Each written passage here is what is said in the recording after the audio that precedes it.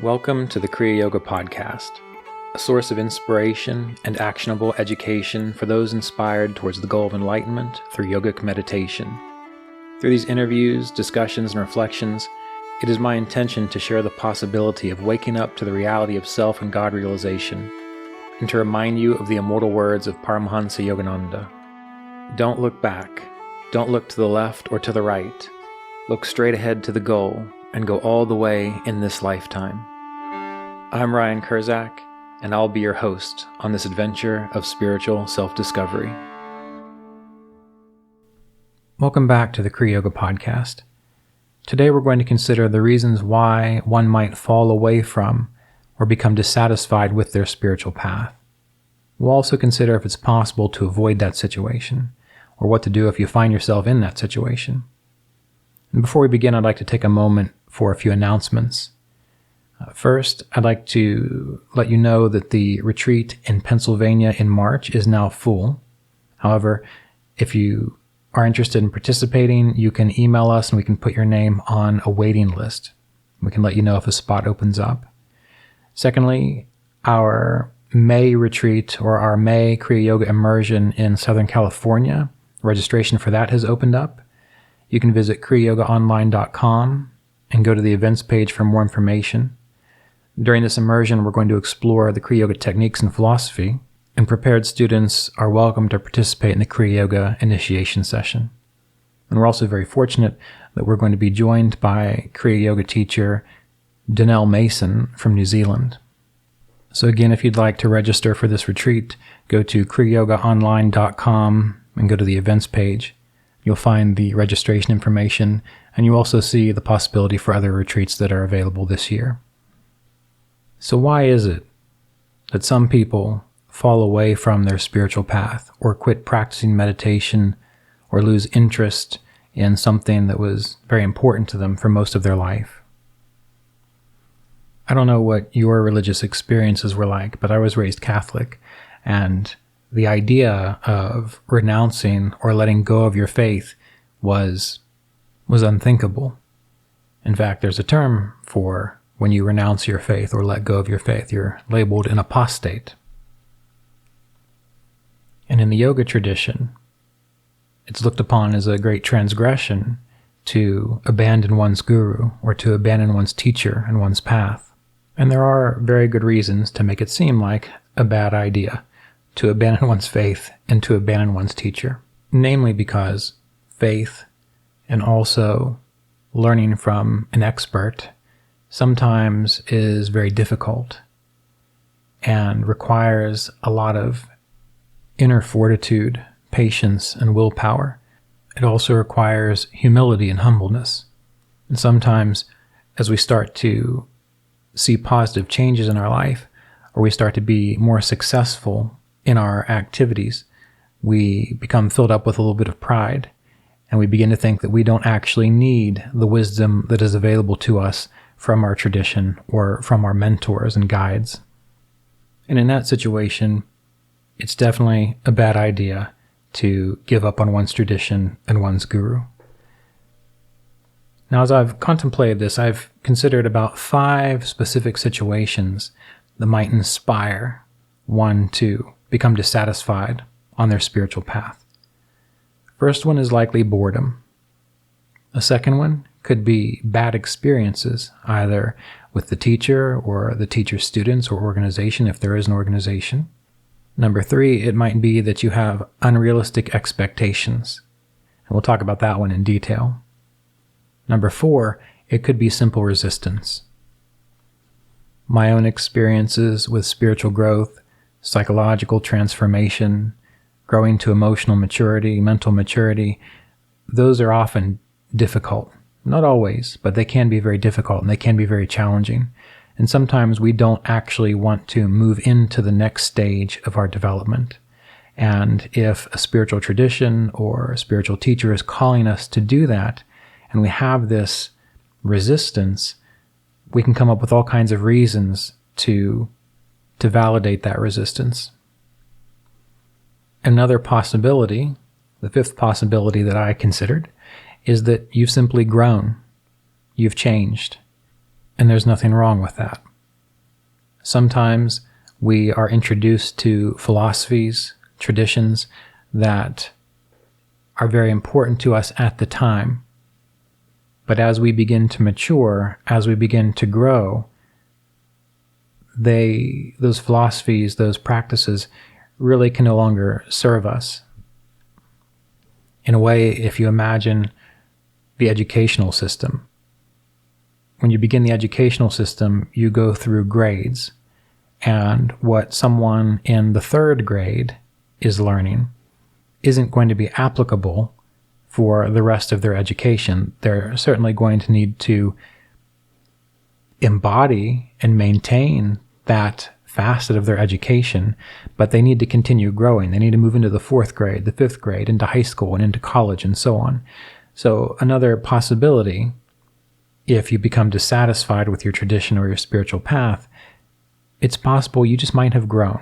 But we'll go into that in a little more detail, because sometimes we think we've grown when really all that we're experiencing is just resistance, and we're simply dressing up resistance in some more acceptable clothing.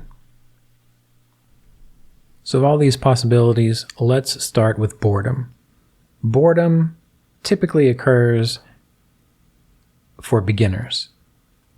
And that's because when you start your spiritual path or you begin meditating, many people have an expectation or a thought that just by sitting down, learning a mantra, learning a particular form of pranayama, that immediately they're going to be able to settle into a very calm and clear state.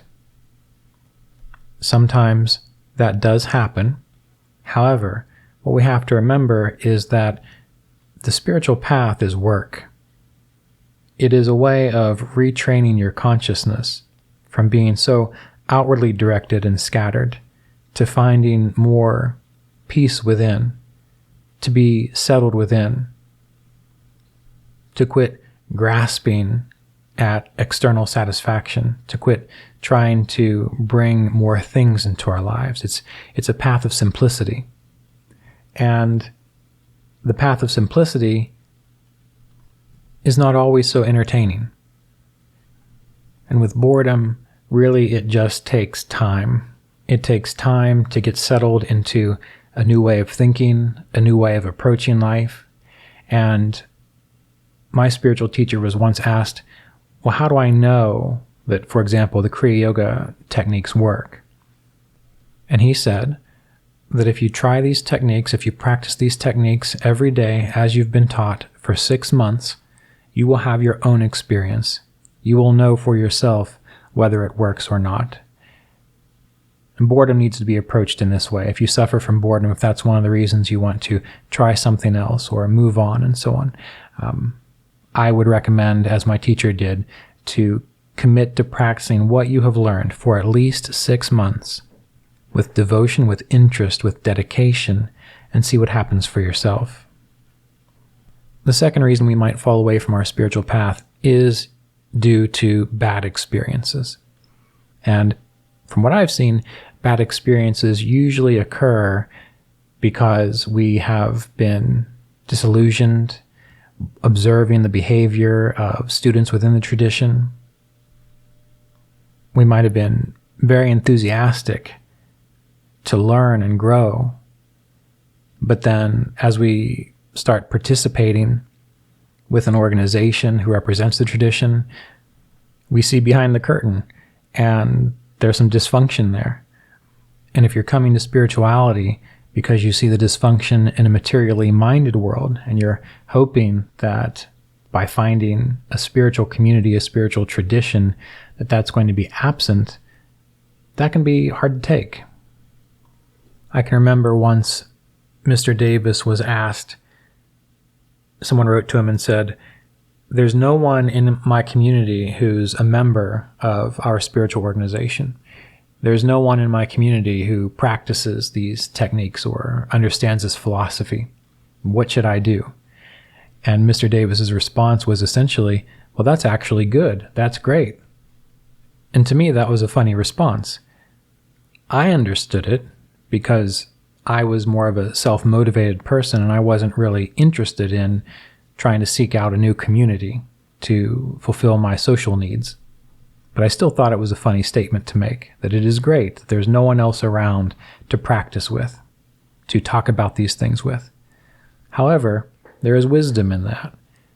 There's wisdom in not looking for validation through groups and organizations and so on, because then you have your own self-motivation. And the spiritual path is an inner path. It is a personal path. And you're likely to be more successful if you can begin to consider that and embrace that. Also, I don't know if you've ever heard the joke, but they say, if you ever want to lose your religion, well, go make friends with your priest. Why is that a problem? Because your priest is also a human. And as a human being can be devoted to spirit, can be devoted to God, can be devoted to the divine, can be devoted to their practice with intensity. However, they're still a human being, which means that along with that devotion, along with that wisdom and clarity that they possess, there are going to be human qualities. And like boredom, in a way, this is a bit of a beginner problem, because when a beginner starts to become interested in a spiritual path, they're looking for absolute perfection. But as we ourselves begin to mature and grow into greater wisdom, we begin to understand that we are all human beings practicing together, growing together, learning together, and from time to time, those human quirks and characteristics are going to pop out.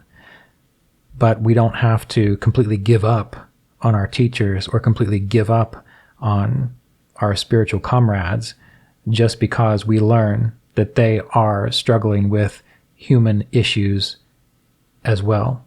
So in a way, it requires a shift to looking at these yogis that we know and being happy and inspired by the fact that they get up and they meditate every day, or they pray every day, or they take their spiritual path so seriously. There is that aspect of them. But every now and then, they're going to behave like a human being, and we don't have to cast them out or punish them or say that they don't belong in our life anymore just because they manifest human qualities from time to time. Now again, I'm not talking about very bad qualities which cause problems for themselves and other people consistently, or that are harmful to themselves, others, or the planet. That's a very different thing. And in those situations, it might be very good for you to just say, okay, that's great. I'm glad they're interested in spirituality.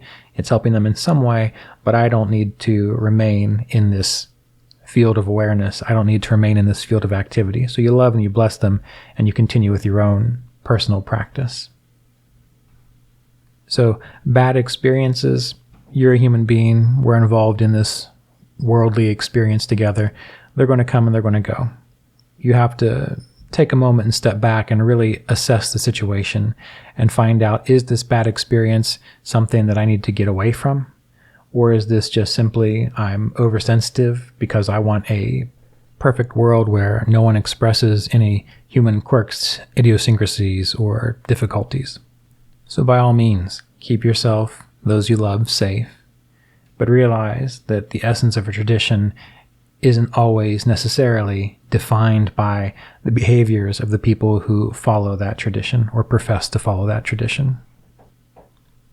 Now, number 3, this is the big one and probably the most important one, and that is that we have unrealistic expectations about the spiritual path. I was having a correspondence with a friend of mine who's also a Kriya yogi and a student of Roy Eugene Davis, and he was going through a very difficult time. And he mentioned in the correspondence that all these difficulties were challenging his faith in the capacity for prayer and meditation and things like, yoga and Ayurveda to have a positive effect on his life. And this brings into focus this idea of expectations and false expectations or unrealistic expectations. When I was younger, in my teens and in my 20s, I would read information about yoga and meditation, about its healing powers, about how it could positively transform your life, make everything better, nearly on all levels. And that if you just followed the practices of Ayurveda, which is the natural healthcare system of India related to yoga and so on, if you followed that perfectly, you could live to be 100 years old in perfect health. And I listened to those things, and they were inspiring. And of course, as I meditated and practiced in my 20s, in my 30s, and so on, there were quite a lot of positive changes in my life. But I began to realize that the purpose of spiritual practice, the purpose of meditation, isn't healing. At least it's not necessarily healing in the way we think of it for the physical body and the emotional body and the psychological body. The deeper, more profound reason that we meditate and practice a spiritual path is for spiritual realization, is for gaining clarity and understanding about what is spiritually true and to have an experience of that. And I began to reflect on mystics, Christian mystics and so on. And I thought, when we consider what mystics lived through, their lives were far from perfect. They had to deal with diseases and plagues. They had to deal with persecution. They had to deal with being murdered by their constituents. And yet they remained faithful to their path. How did they remain faithful to their path despite all these very difficult things manifesting within their life? They were able to do that because they were engaged in their spiritual path not to perfect their physical situation, but because they were drawn, they were called, they were introduced to a deeper field of their being. They were introduced to a level of wisdom which transcended the material. And so the realistic expectation of committing to and following a spiritual path is that it results in this kind of transcendence, this kind of mysticism. That's what it's for. That's what it's about. If we take up meditation, prayer, yoga, even Ayurveda and other related sciences for the purpose of experiencing some kind of physical perfection in our minds, in our bodies, if that's what we are hoping for, we are eventually going to be dissatisfied because that's not the point of these practices. Now, I would say that by practicing meditation, by practicing yoga, by following the ethical and moral disciplines related to these practices, more than likely, you are going to experience a lot less physical, mental, emotional, and psychological stress than if you didn't do these practices. And that's because in order to experience clearer and deeper states of being, spiritual states of being, there has to be a level of health, equilibrium, and strength within the bodily temple, and there has to be a level of clarity and peacefulness within the mind. And so hatha yoga procedures, pranayama procedures, meditation procedures will cultivate this to a degree. And so it is likely that despite the difficulties that one might experience in life, if they hadn't been practicing meditation, yoga, and so on, those difficulties could have been a good deal worse. But back to our point. Someone can be a very devoted, engaged yogi on their spiritual path. And eventually, when circumstances arise that could be challenging to relationships, challenging to the mind, challenging to the psychology, challenging to the body, if those things arise and we haven't yet realized that the purpose of our practice is for spiritual growth, wisdom, and cultivating the mystical, transcendental experience, we can get derailed and we can wonder, why are we practicing in the first place? My body is not perfectly healthy. My relationships aren't working exactly as they should. My mind is suddenly disturbed. And if this goes on for long enough, a person can step back and eventually give up on the process. And it's possible that what was going on, if there's a physical challenge, it might be that you've reached a stage in your life process, in your spiritual process, that physical issue is arising to really bring to light the knowledge and the recognition that you are spirit. You are not defined by the body. And in a way, the wisdom of the spiritual path could be shining a spotlight on this, so that you can look very deeply and to recognize the fact that this body is not eternal. It eventually is going to perish. All material things come into form and go away. When it comes to your relationships, it is very possible to have healthy, lifelong relationships, but sometimes as we grow and we change, our relationships are no longer supportive of what our destiny is, in a way. And the stress and the strain that can start to come up in a person's life, even if they're very dedicated to their spiritual path, it could be indicating that you need to take a look at how you are approaching your relationships, how you are defining yourself by your relationships. Are you looking to your relationships as your own sole source of satisfaction?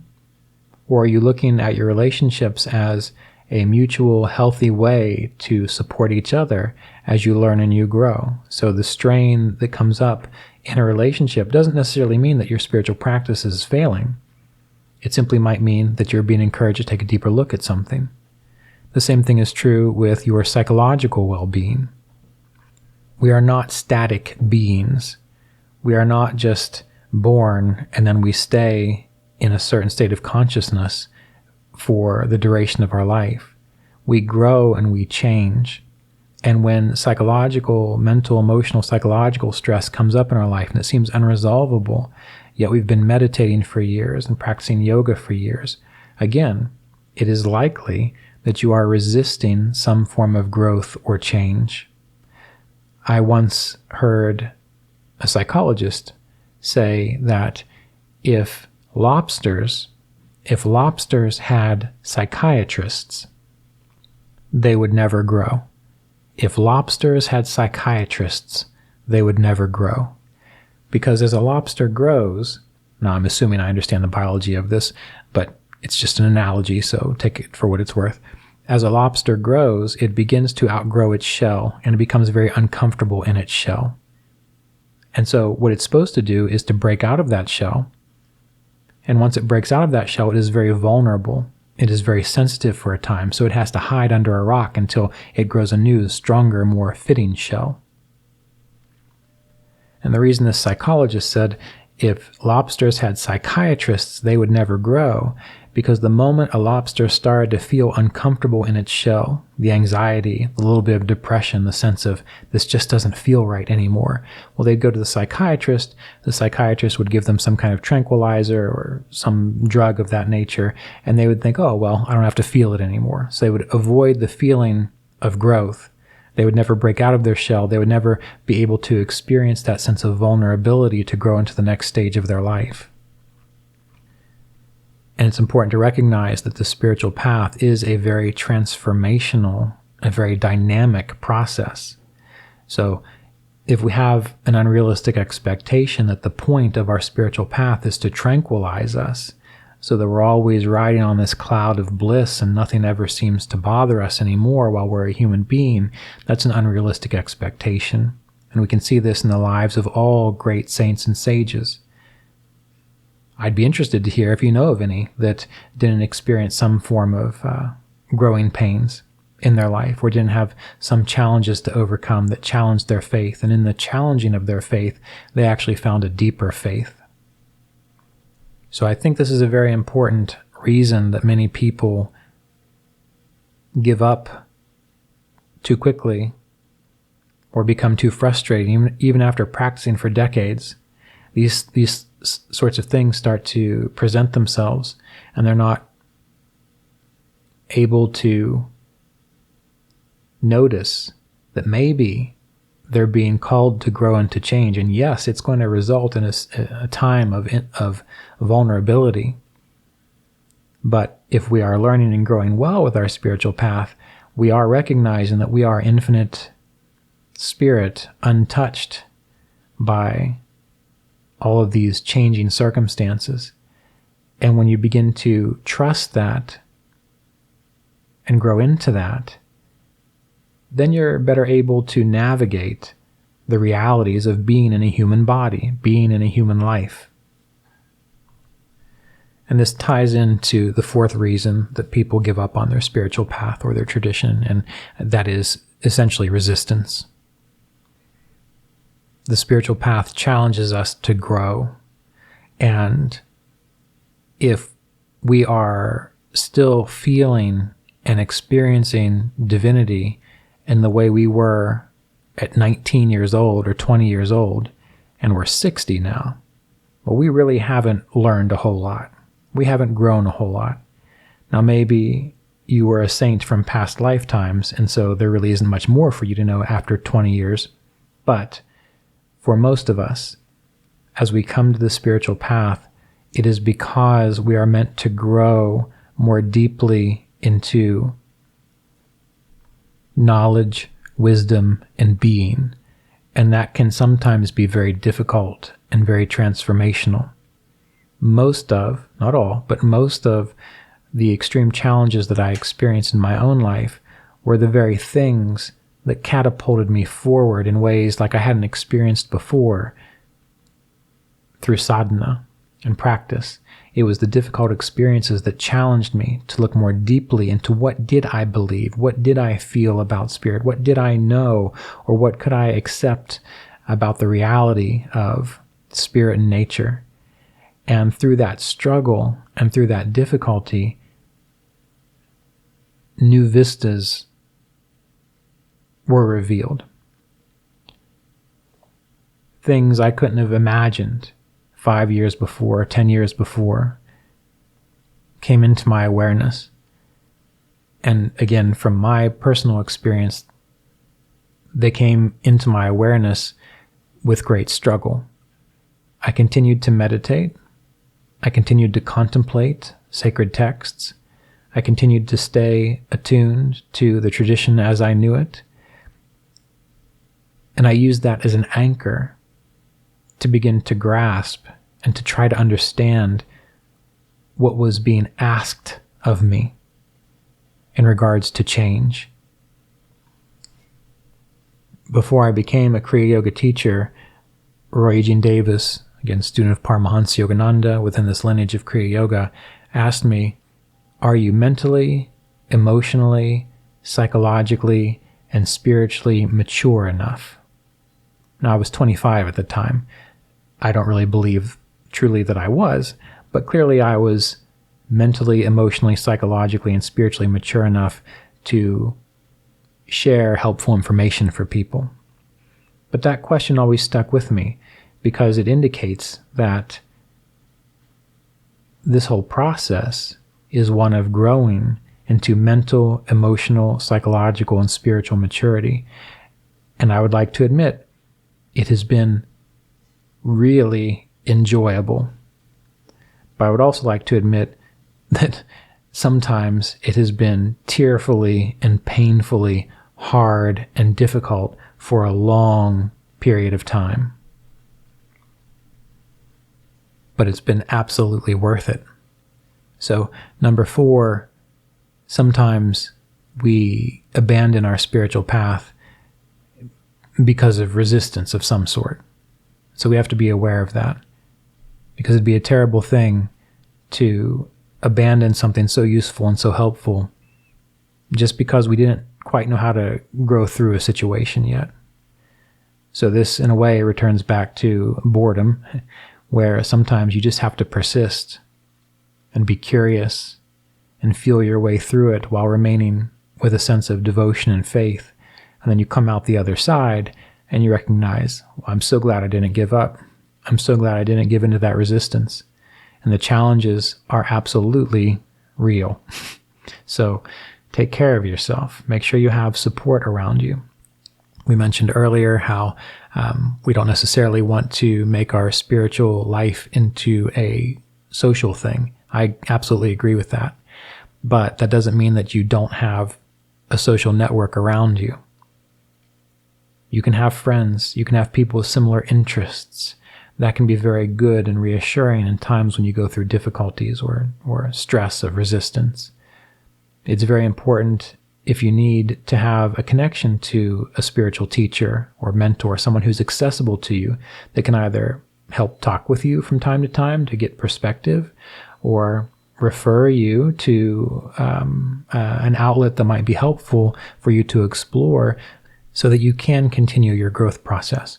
Remember, way back in olden days, sure, you had a guru, you went to the ashram, the guru was your sole source of everything. He was your psychologist, your advisor, and so on. Well, I'm sure that's accessible in some parts of the world.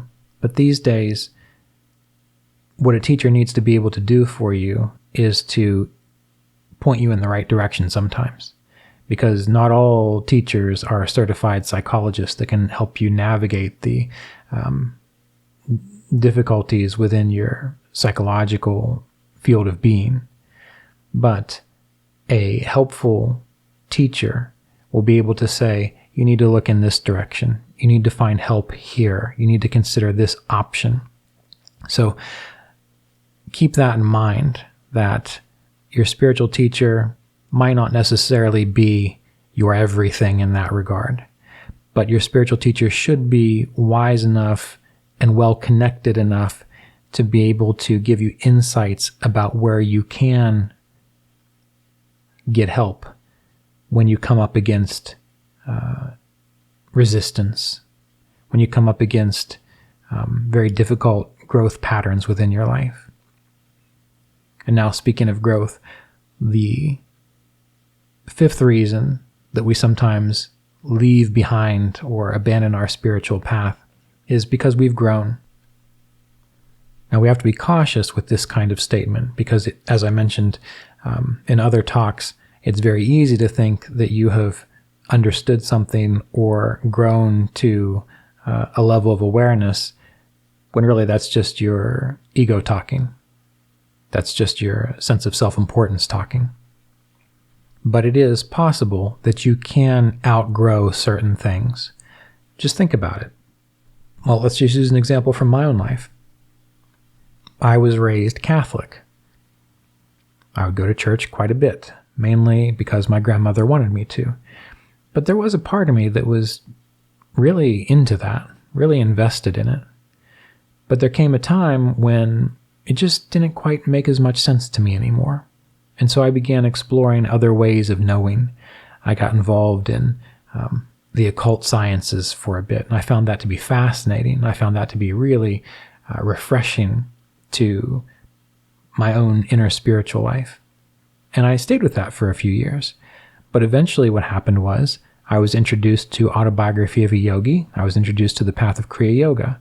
So in my own life, in a very short period of time, I moved from a sense of Catholicism to a sense of these occult sciences, and then eventually finding Kriya Yoga, I moved in that direction.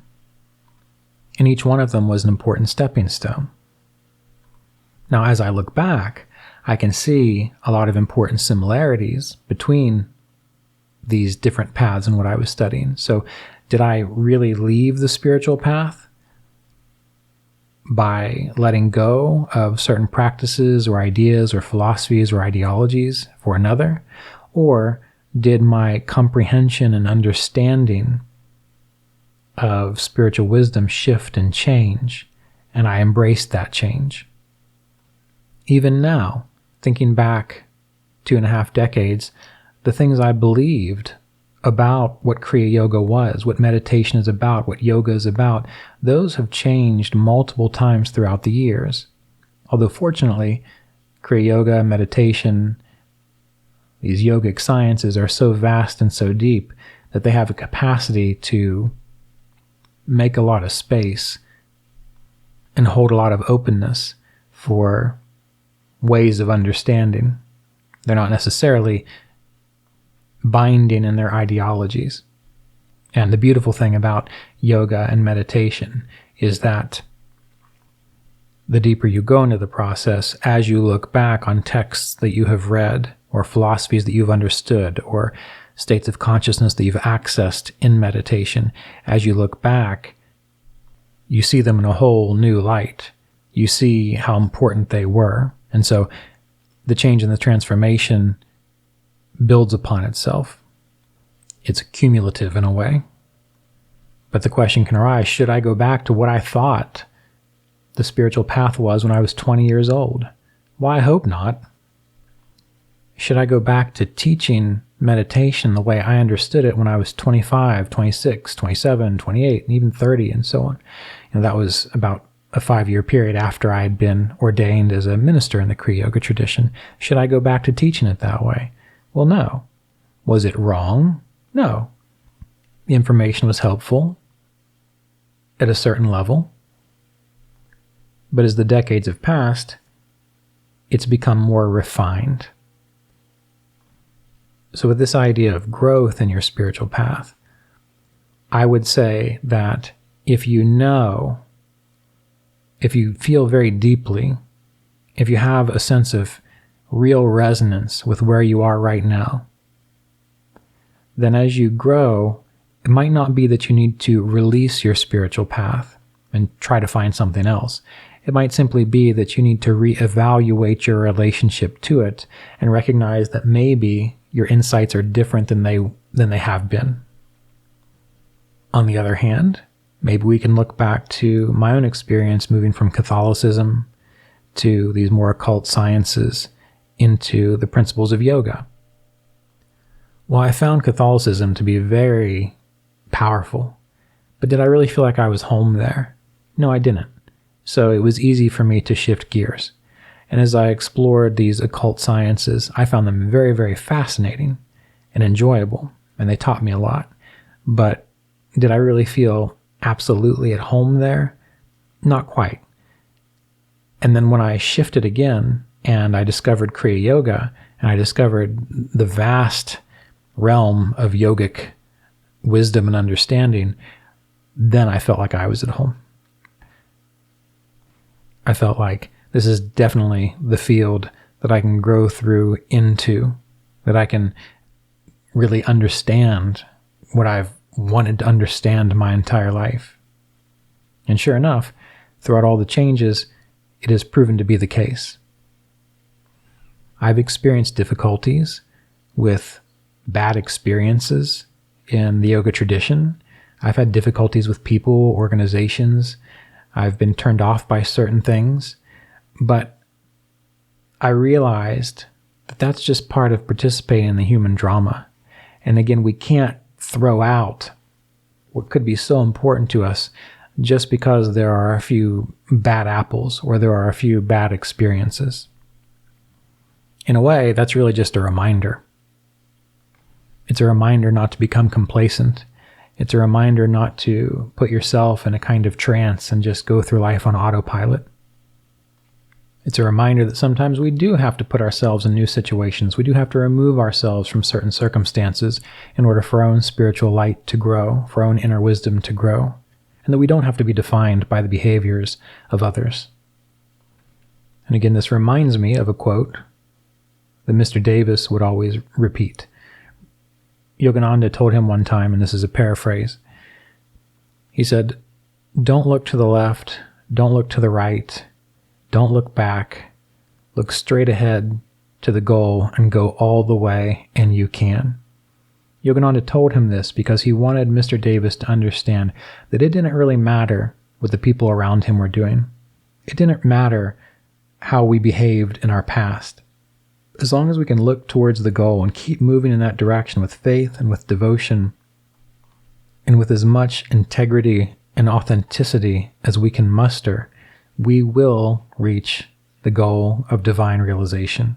We will fulfill our spiritual purpose within this life.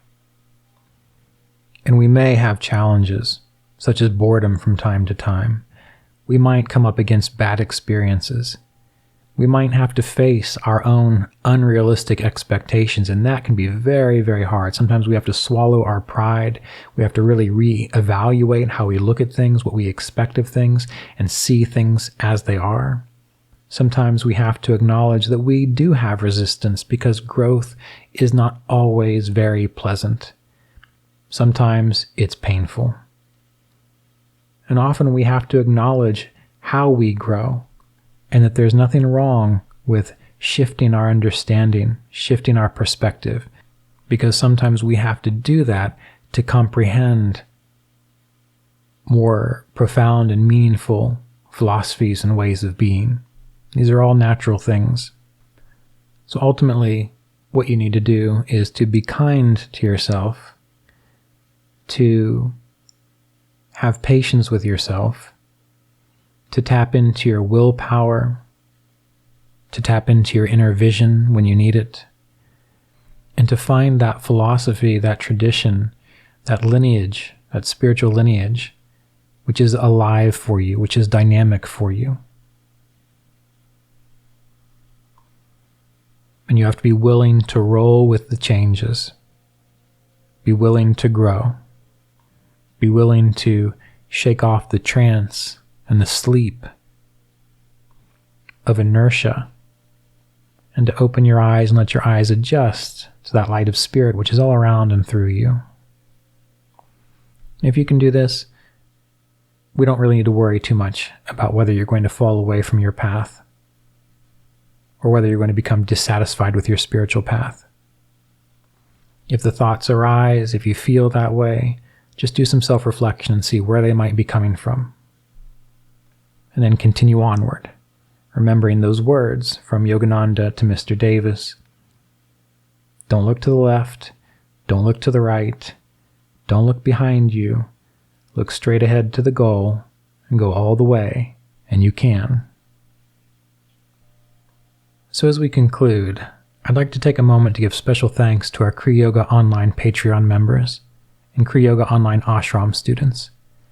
My spiritual teacher, Roy Eugene Davis, he made it a point to offer his service freely, accepting donations to support his teaching ministry. And I've been fortunate to be able to follow in his footsteps, thanks to the support of our Kriya Yoga Online community. The support of the Kriya Yoga Online Patreon members and Kriya Yoga Online Ashram students make it possible to offer these podcasts, most of our in-person retreats, and many other online offerings for free or on a donation basis. So thank you. Your support makes all the difference. If you'd like to become a part of the supporting Kriya Yoga Online community, you can learn more about the online ashram at kriya-yoga.teachable.com. That's kriya-yoga.teachable.com. And you can join the Kriya Yoga Online Patreon community at patreon.com/Kriya Yoga. So once again, thanks for taking the time to be with me today and considering this dynamic and alive path of Kriya Yoga.